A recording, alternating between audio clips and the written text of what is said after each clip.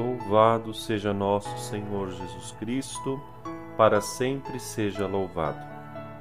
O Senhor esteja convosco, Ele está no meio de nós. Naquele tempo, Jesus se manifestou aos 11 discípulos e disse-lhes: Ide pelo mundo inteiro e anunciai o Evangelho a toda criatura. Quem crer e for batizado será salvo. Quem não crer será condenado. Os sinais que acompanharão aqueles que crerem serão estes: expulsarão demônios em meu nome, falarão novas línguas. Se pegarem em serpentes ou beberem algum veneno mortal, não lhes fará mal algum. Quando impuserem as mãos sobre os doentes, eles ficarão curados. Depois de falar com os discípulos, o Senhor Jesus foi levado ao céu e sentou-se à direita de Deus. Os discípulos então saíram e pregaram por toda parte. O Senhor os ajudava e confirmava sua palavra por meio dos sinais que acompanhavam. Palavra da salvação, glória a vós, Senhor. Querido irmão, querida irmã, nesta terça-feira da terceira semana da Páscoa, nós celebramos também neste dia, 25 de abril, a memória litúrgica, a festa de São Marcos Evangelista. Este homem extraordinário que acompanhou os passos de Jesus, que segundo o relato, segundo o contexto histórico, melhor dizendo, foi aquele que, acompanhado de São Pedro, tomou nota de tudo que São Pedro, o primeiro Papa, apóstolo de Jesus, comentou. E assim ficou conhecido o seu Evangelho, o Evangelho de Marcos, segundo alguns estudiosos, é também conhecido como o Evangelho de São Pedro. Segundo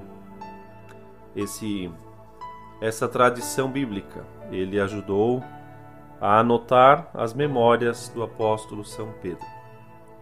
E aqui lemos exatamente os versículos finais deste evangelho escrito por este grande santo, por este grande evangelista, e começa exatamente com o mandato de Jesus: Ide e anunciai ao mundo inteiro o evangelho, anunciai a toda criatura. O Senhor Jesus coloca um imperativo sobre os seus apóstolos, para que possam pregar o Evangelho a todas as nações. E esta missão, ele ainda hoje emana sobre o Papa, sobre os bispos, sobre todo o clero, sobre todos os fiéis batizados. A Igreja nasceu para tornar os homens participantes desta obra da redenção de Jesus. E por isso, então, quanto mais o Senhor for conhecido e amado no mundo, maior e mais dilatado será o seu reino para a glória de Deus Pai. E é por isso que toda a atividade do corpo místico de Cristo, que é a Igreja, se refere a este fim: pregar o Evangelho.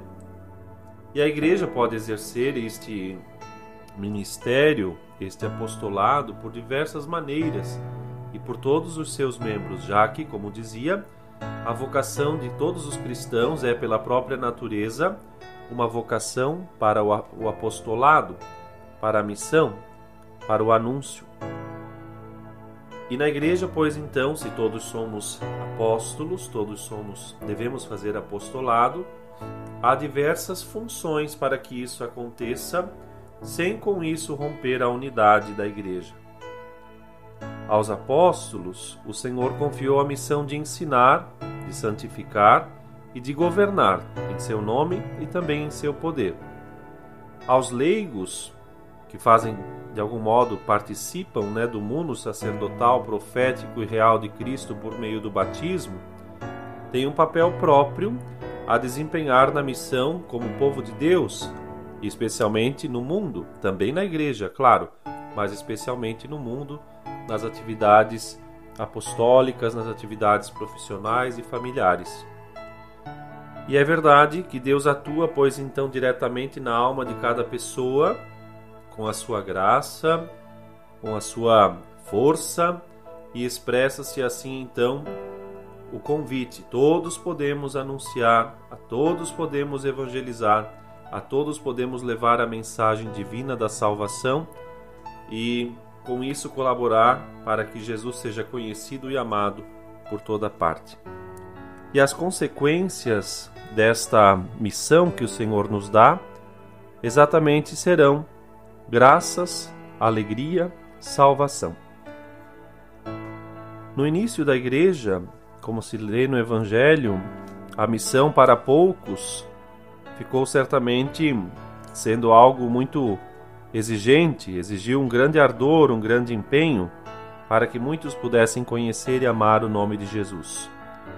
Hoje, ainda nesse século, os desafios que são outros, também resta nos dizer: o nome de Jesus precisa ser conhecido. Muitos são os que precisam ainda conhecer, fazer a experiência de Jesus.